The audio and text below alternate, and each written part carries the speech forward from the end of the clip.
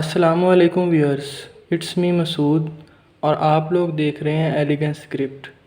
उम्मीद करता हूँ आप सब लोग खैरियत से होंगे। और आज हमारी कैलीग्राफ़ी की थर्ड क्लास है जो कि नस्तालीक के हवाले से ही है। और इससे पहले जो पिछले लेक्चर्स थे उनका रिव्यू कर लेते हैं हम। तो फर्स्ट लेक्चर में हमने 4 लाइंस का कॉन्सेप्ट जाना था, जिसमें हमारे पास स्काई लाइन थी, ग्रास लाइन थी, इसके अलावा और रूट लाइंस थी। और हमारे पास ग्रास लाइंस में अपर ग्रास लाइन थी, लोअर ग्रास लाइन थी, और उनके हमने काम और कॉन्सेप्ट को जाना था। और नेक्स्ट लेक्चर जो हमारा सेकंड लेक्चर था उसमें हमने नस्तालीक का इनिशियल के बारे में जाना था कि नस्तालीक दरअसल होती क्या चीज़ हैं और इसकी हिस्ट्री क्या है, और इसके अलावा इसकी टाइप्स के बारे में यानी कि उसकी इकसाम के बारे में हमने पढ़ा था कि उसकी मेन इकसाम कितनी है। और अगर आपने मेरी लास्ट वीडियोस नहीं देखी कैलीग्राफ़ी के हवाले से तो अभी चैनल पे जाके देखें और अपने इनिशियल्स के कॉन्सेप्ट क्लियर करें। और अगर समझ ना आए तो उसको दोबारा देखें, बार बार देखें। और अगर फिर भी कोई कॉन्सेप्ट रह जाए या कोई क्वेश्चन आपके माइंड में आए तो आप कमेंट्स करें। अब हम चलते हैं अपने आज के लेक्चर की तरफ। लेक्चर नंबर 3 है हमारा, जो कि नस्तालीक पार्ट 2 कह सकते हैं। नस्तालीक हिस्सा-ए-दूम है। और इसमें लास्ट लेक्चर में जैसा कि हमने कहा था कि हम जदीद उर्दू नस्तालीक के बारे में जानेंगे। तो जदीद उर्दू नस्तालीक जो हैं वो बेसिकली हमारे पास नस्तालीक से ही मंसूब है, लेकिन जदीद हैं यानी कि न्यू जो आजकल हमारे पास कैलीग्राफ़ी के स्टाइल्स हैं, यानी कि फ़ॉन्ट स्टाइल्स हम कह सकते हैं, जो कि आजकल यूज़ होते हैं, वो हमारे पास जदीद उर्दू नस्तालीक कहलाते हैं। ठीक है, मुग़लों के दौर के नहीं जो आज कल हम इस्तेमाल करते हैं। ठीक है, उनमें फ़र्क था। और उस दौर के नस्तालीक जो कि आजकल भी मतलब चलते हैं लेकिन बहुत कम इस्तेमाल होते हैं, यानी कि हम मेन किस्म में उनको कह सकते हैं। उनसे आगे उनकी शाखें बनती हैं। तो मेन हमारे पास 4 ही थी। नस्तालीक थी सबसे पहली, सादा नस्तालीक भी कहते हैं उसे। उसके बाद शिकस्ता नस्तालीक थी, उसके बाद गब्बार नस्तालीक थी, उसके बाद जली नस्तालीक थी। ये हमारे पास 4 इकसाम थी मेन। इसके बाद हमारे पास इनसे आगे शाखें बनती, ब्रांचेस बनती, टाइप्स बनती हैं, जो कि हमें जदीद उर्दू नस्तालीक की तरफ ले जाती हैं। तो जदीद की तरफ हमारे पास जो सबसे पहले नाम आता है वो आता है हमारे पास जमील नूरी नस्तालीक का। बेसिकली हमारे पास दो, आजकल के ज़माने में दो जो हैं नस्तालीक इस्तेमाल सबसे ज़्यादा होती हैं। उनमें से सबसे पहले जमील नूरी नस्तालीक, जो कि फ़ॉन्ट आपको लिखा नज़र आ रहा है, और उसके बाद हमारे पास इस्तेमाल होती है जमील नूरी कशीदा। और जमील नूरी नस्तालीक बेसिकली सादा सिरों वाली और जोड़ों वाली, ठीक है, जिसमें हम जोड़ लगा कर लिखते हैं या हम सिरे या दंदान बनाते हैं। कोई ज़्यादा उसमें मतलब फूल बूटे नहीं बनाते बेसिकली, और सादा ज़ुबान में हम कह सकते हैं ऐसे। और इसे सादा ही हम खूबसूरती के साथ लिखते हैं। और हमारे पास जमील नूरी कशीदा जो है, इसमें जैसा कि आप देख सकते हैं इसमें लफ्ज़ों को थोड़ा सा खींचा जाता है और इसकी लंबाई को थोड़ा सा ज़्यादा रखा जाता है उसकी खूबसूरती बनाने के लिए। इन दोनों नस्तालीक की खूबसूरती अपनी जगह है। ठीक है, दोनों अलग-अलग भी इस्तेमाल किए जाते हैं, इकट्ठे भी इस्तेमाल किए जाते हैं। और इकट्ठे हमारे पास मोस्टली अगर हम इसकी एग्ज़ाम्पल देखें तो हमारे पास कुछ अशार होते हैं, जो कि मिसाल के तौर पे एक शेर है, उसका पहला मिसरा हमारे पास बड़ा है, उसमें अल्फाज ज़्यादा हैं, और दूसरा मिसरा उसमें अल्फाज कम हैं। तो हम उसकी अलाइनमेंट सीधी करने के लिए क्या करते हैं कि पहला जो हमारा मिसरा है उसे हम जमील नूरी नस्तालीक में लिख देते हैं, और दूसरे को उसके बराबर लाने के लिए अलाइनमेंट के हिसाब से, यानी कि हम उसे इन दोनों की तरफ से बराबर करने के लिए इस तरह हम जमील नूरी कशीदा का इस्तेमाल करते हैं। ठीक है, तो ये हमारे पास मोस्टली यूज़ होने वाले फ़ॉन्ट्स हैं उर्दू के बेसिकली। ठीक है, हम इन्हें अपनी राइटिंग में भी इस्तेमाल करते हैं। हमारे पास मोस्टली कंप्यूटर लैंग्वेज में भी सबसे मशहूर फ़ॉन्ट यही हैं उर्दू के लिए। अब हम आ जाते हैं अपने दूसरे फ़ॉन्ट्स की तरफ, जो कि जदीद उर्दू नस्तालीक में जमील नूरी नस्तालीक, जमील नूरी कशीदा के अलावा भी इस्तेमाल होते हैं ज़्यादातर। ठीक है, मोस्टली यूज्ड फ़ॉन्ट हैं जमील नूरी नस्तालीक और जमील नूरी कशीदा के बाद सबसे पहले हमारे पास आ जाता है अतारी कुरान। ठीक है, ये हमारे पास मोस्टली कुरानिक लैंग्वेज में यूज़ होने वाला फ़ॉन्ट है।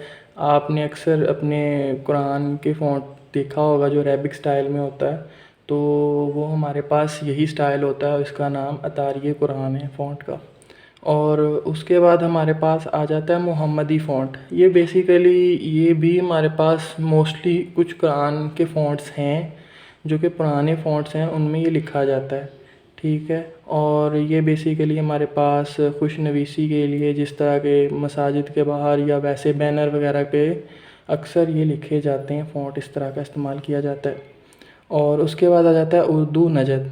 ये हमारे पास बेसिकली फ़ॉन्ट तो बैनर्स वगैरह में, फ्लैक्सेस, पोस्टर्स वगैरह में इस्तेमाल होता है। और इसका कलम से इस्तेमाल जो है वो होता ज़रूर है लेकिन कम होता है। ठीक है, वॉल चोकिंग के लिए भी इस्तेमाल होता है ये फ़ॉन्ट। ठीक है, ये बाकायदा एक वाज़ेह फ़ॉन्ट है हमारे पास। और इसके अलावा इसका यूज़ जो है वो तब होता है जब हमें किसी फ़ॉन्ट को ना बोल्ड करके दिखाना होता है, यानी कि हमें ना उसमें तमाम राइटिंग में मतलब एक अलहदा ही चीज़ दिखानी है हमें वाज़े करके, तो इस तरह के फ़ॉन्ट तब इस्तेमाल होते हैं। अब उसके बाद हमारे पास आ जाता है उर्दू इमाद फ़ॉन्ट नस्तालीक, सॉरी। तो उर्दू इमाद नस्तालीक हमारे पास बेसिकली जो है ना, ये लाहौरी नस्तालीक भी इससे मुशाबियत खाती है। हमारे पास लाहौरी नस्तालीक भी कुछ इसी तरह से लिखी जाती है। इसमें तमाम दंदाने और तमाम जोड़ जो हैं वो करीब करीब डाले जाते हैं, जमील नूरी या जमील कशीदा की तरह थोड़ा सा फ़ासला बरकरार नहीं रखा जाता इसमें। ठीक है, इसकी भी खूबसूरती अपनी जगह है। और उसके बाद हमारे पास आ जाता है नूरे कुरान। ये भी हमारे पास नूरे कुरान जो है ये भी हमारे पास बेसिकली कुरान में मोस्टली यूज्ड हमारे पास फ़ॉन्ट है। ये थोड़ा सा मतलब जिस तरह हम कह सकते हैं कि जमील कशीदा है हमारे पास, जमील कशीदा की तरह हमारे पास ये लंबा तो नहीं होता, लेंथी फ़ॉन्ट तो नहीं है ये, लेकिन किसी हद तक थोड़ा सा मतलब इसके जोड़ में लेंथ होती है। तो इस वजह से ये भी हमारे पास मोस्टली यूज़ होता है कुरानिक लैंग्वेज के लिए, अरेबिक में जो इस्तेमाल होती है। हमारे पास फ़ॉन्ट्स जो हैं वो बेसिकली इससे भी ज़्यादा होते हैं, मतलब अनगिनत फ़ॉन्ट हम कह सकते हैं।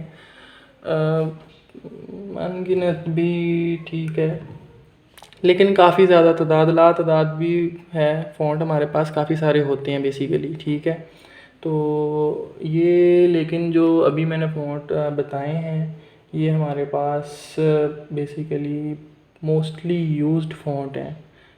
तो ये हमारे पास आम हमारी मतलब हर जगह इस्तेमाल होने वाले फ़ॉन्ट हैं और आजकल इस्तेमाल भी यही होते हैं। और अब हमारे पास हमारा अगला जो पार्ट था, यानी ये क्वेश्चन था हमारे पास कि ख़त्तात और कातिब में फ़र्क क्या होता है। अब हम ख़त्तात को देख लेते हैं। तो ख़त्तात बेसिकली हमारे पास कैलीग्राफ़र भी ख़त्तात ही होता है। ठीक है, और ख़त्तात जो होता है ना वो भी खुशनवीसी ही करता है, लेकिन ख़त्तात जो है वो हमारे पास नाप तोल कर नहीं लिखता। आम अल्फाज में अगर हम कहें तो नाप तोल कर लिखना हमारे पास होता है कि किसी वर्ड की मेजरमेंट होती है बेसिकली, कि ये वर्ड कितना मोटा कहाँ से किया जाएगा, कितना बारीक किया जाएगा। ठीक है, जैसे अब ये हमारे पास है, ये यहाँ से बारीक है, यहाँ से मोटा है, यहाँ पे आके फिर बारीक हुआ, ये मोटा है। ठीक है, यहाँ पे कितना इसे लंबा करना है, कितनी लेंथ इसकी होनी चाहिए, कितनी होती है। ठीक है, यहाँ से कितना कर्व करना है, कितना इसे लेके इसकी लेंथ कितनी यहाँ से होनी चाहिए, यहाँ से इसे गोल करना है या नुक्कड़ बनानी है।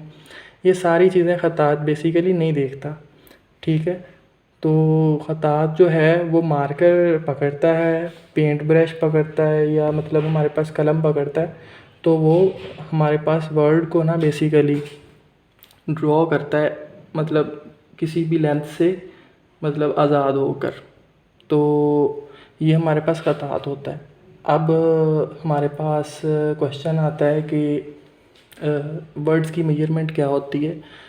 तो वर्ड्स की मेजरमेंट हमारे पास लेटर्स की मेजरमेंट्स जो हैं वो क्या होती है। तो लेटर्स की मेजरमेंट जो है वो हम अपनी नेक्स्ट वीडियो में देखेंगे। तो हम अब चलते हैं कातिब की तरफ।